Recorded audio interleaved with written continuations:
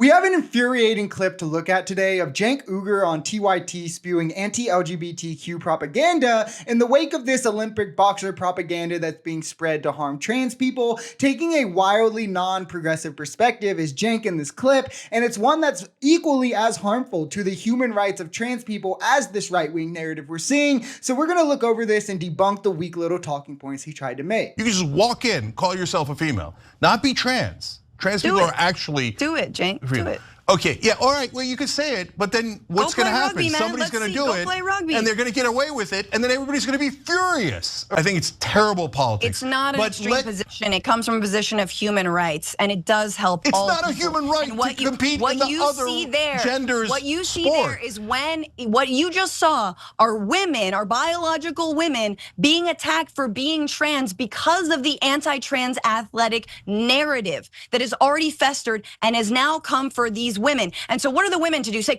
I'm not a man. In fact, screw, like, I'm not a trans man. Are you kidding me? No, we all stand in solidarity together. I don't agree. Okay. And you're never gonna get me to agree by saying it's the left-wing position, it's the pro-trans position. I don't think it's a pro-trans position at all. You should just offer a platform. Okay. You don't have to agree. All right, so when your opponent is in the middle of doing something radical, step out of the way and let them do it instead of stepping in the way and saying, hey, I'm more radical. Okay, I think it's terrible politics. This is a sickening position, and it's also a misunderstanding of what progressive politics are supposed to be and represent. First off, inclusion is absolutely a human right. It's a human right that anyone should be willing to die on the hill for. The burden of discomfort falls on those who are trying to exclude. Progressive politics isn't about having good politics or focusing on electability. That's liberal bullshit. Progressives are supposed to defend what's right and call out the wrong until that becomes the good politics. At one point, defending equality for black people was bad politics. Defending same-sex marriage was bad politics. Healthcare for all was bad politics. Women's rights was bad politics. And you know how that changed? Progressives strapped up their boots, went on the ground, and they were defending this and organizing movements around it because it was the right thing to do, not because it was electable politics, and they weren't avoiding it for political reasons. That's what liberals do. That is the problem with liberals, and it's also what conservatives do. That is the problem with the duopoly in this country. And if they did what Cenk is saying, none of this progress would be achieved. If everyone thought like Cenk is saying and trying to say that you should think in this clip here,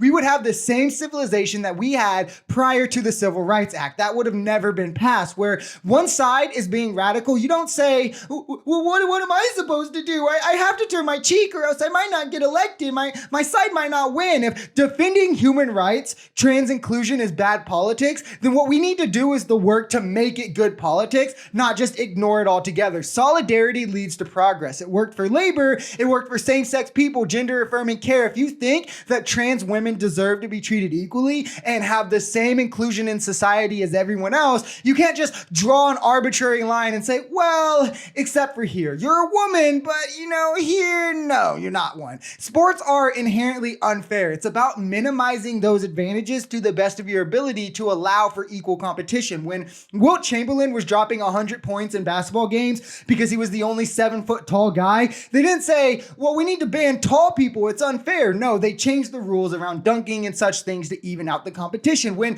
the UFC did its first couple events and big dudes were beating up all the little dudes, they didn't say, well, we need to ban people if they weigh too much. They made weight classes. When Michael Phelps was winning all the gold medals because of his genetics, they didn't ban him. And there's different measures to be taken to even out any advantages that might be seen. First off, studies show how most advantages are minimized or negligible after hormone treatment. They just get negated, like strength things, push-ups, pull-ups, these kinds of things being decreased to an even or equal playing field for trans women who even had the advantage and showed it before transitioning. Because you can't say, and well, first off, where minimal advantages do remain, we can look for additional rules and measures to be put in place. That's always the answer. Is how do we make this fair? And what's fair isn't telling some people, sorry, you're getting cut out of being able to have a piece of this pie, because you can't say, again, yes, you're a woman. Yes, you're equal. except for here. You know, black people are the same, except for education. We're not going to give them equal rights. Trans women are women, except for sports. It's also